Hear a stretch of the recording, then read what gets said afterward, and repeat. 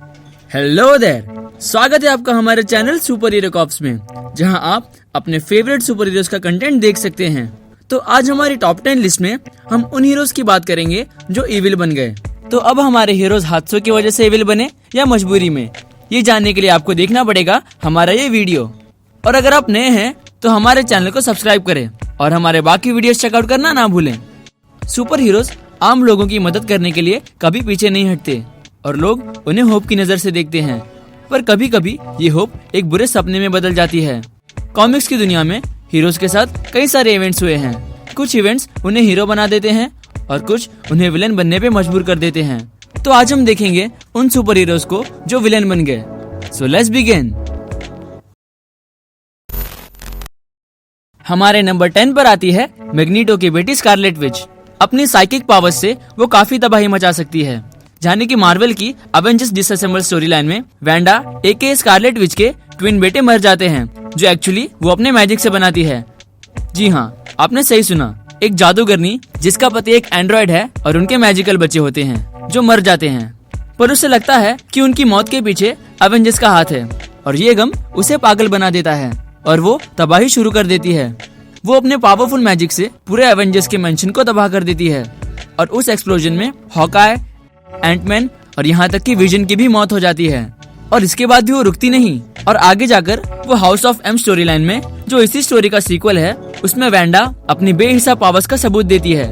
यानी कि पूरी दुनिया के 90% म्यूटेंट्स को जान से मार देती है और पूरी दुनिया को अपने पावरफुल मैजिक से अपने हिसाब से चेंज करती है, जिसकी वजह से पूरी दुनिया खतरे में आ जाती है और उसे रोकना लगभग नामुमकिन हो जाता है। नंबर 9 पर आता है सिनेस्ट्रो। अगर आप ग्रीन लैंटर्न के फैन हैं तो आपको पता चल गया होगा कि क्यों सिनेस्ट्रो ग्रीन लैंटर्न्स का एक मेन विलन है। पर वो पहले से ही विलन नहीं था, बल्कि वो एक जिम्मेदार और पावरफुल ग्रीन लैंटर्न था।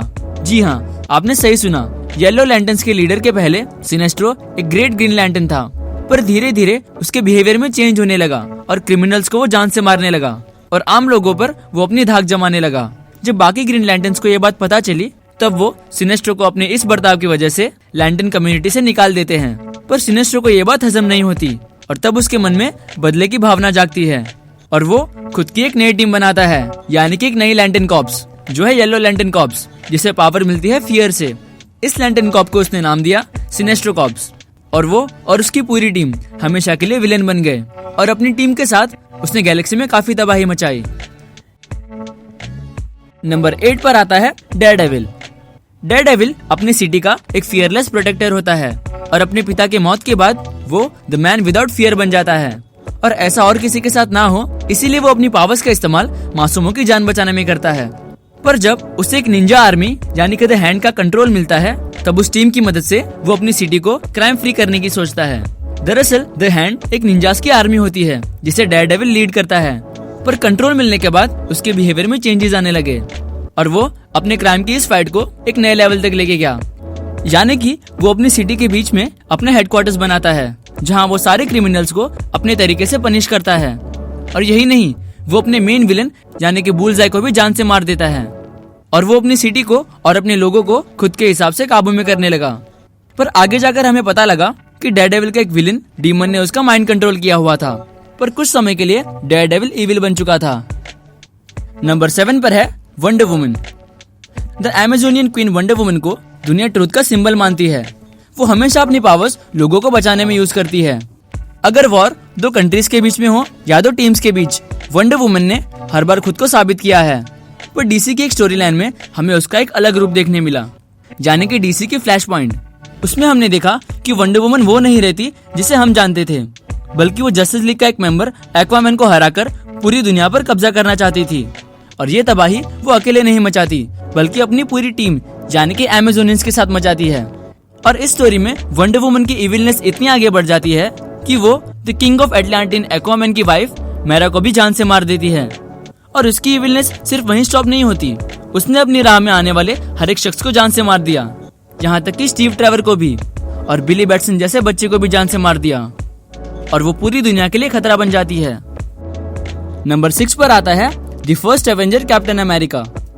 कैप्टन अमेरिका पूरी कॉमिक हिस्ट्री में एक आइकॉनिक कैरेक्टर माना जाता है और हर वक्त अपने पार्टनर्स और अपने लोगों के लिए वो एक मिसाल साबित हुआ है। पर वो भी एक बार इविल बना था। मार्वल के कॉमिक स्टोरी लाइन में कैप्टन अमेरिका उसके विलेन की टीम यानी कि हाइड्रा को ज्वाइन करता है।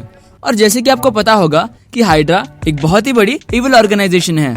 इस स्टोरी लाइन में दरअसल होता यह है कि पहले कैप्टन अमेरिका की पावर्स चली जाती हैं और वो एक आम इंसान बन जाता है, पर उसके बाद वो एक साइंटिस्ट को मिलता है और वो उसे अपनी पावर्स वापस दिला देता है।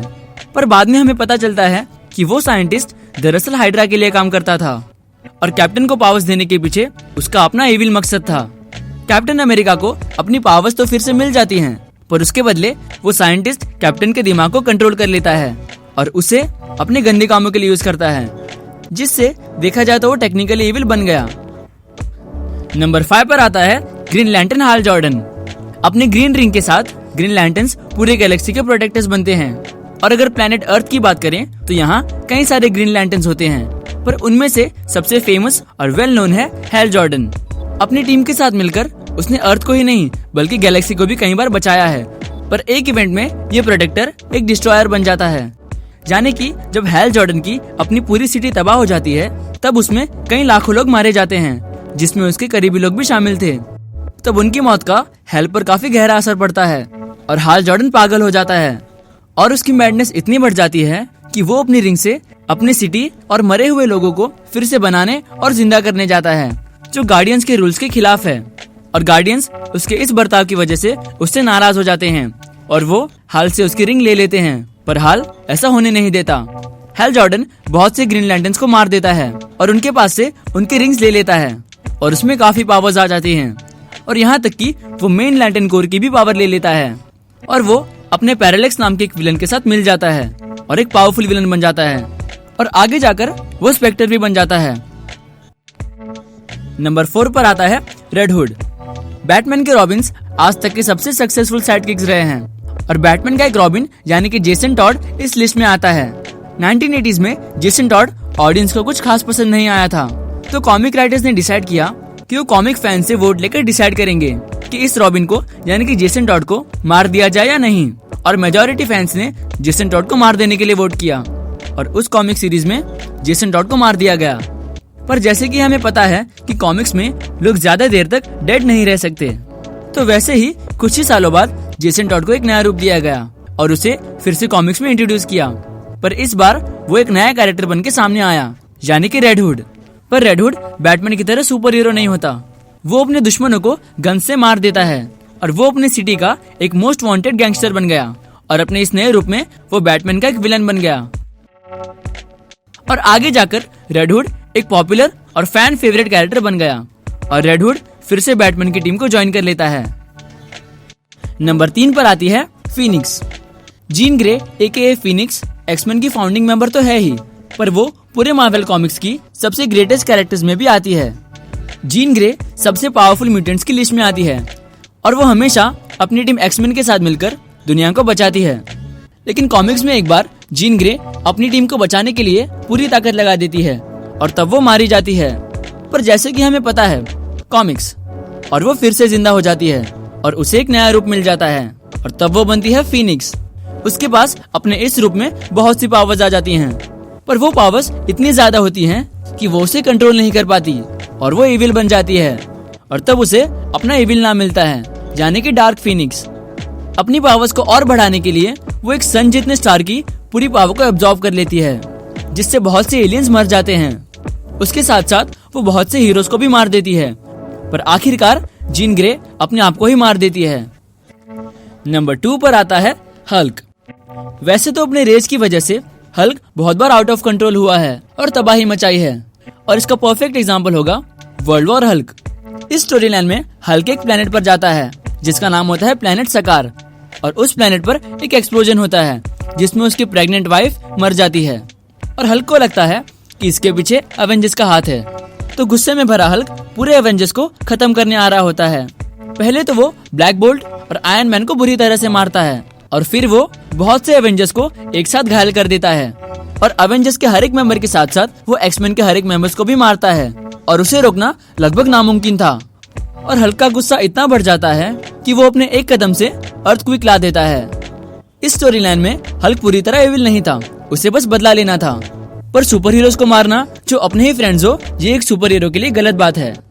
और एक इंसिडेंट जहाँ पर हल्क इविल बना था वो होता है एक ऑल्टरनेट अर्थ, यानी कि अर्थ 9200, जिसमें एक न्यूक्लियर वॉर होती है जिसमें बहुत सारे लोग और सुपर हीरोज मारे जाते हैं। पर उस एक्सप्लोजन ने हल्क की पावर्स और भी बढ़ा दी और वो अपनी पावर्स से पूरे अर्थ को कंट्रोल करने लगा और जो उसके सामने आता वो उसको मार देता था।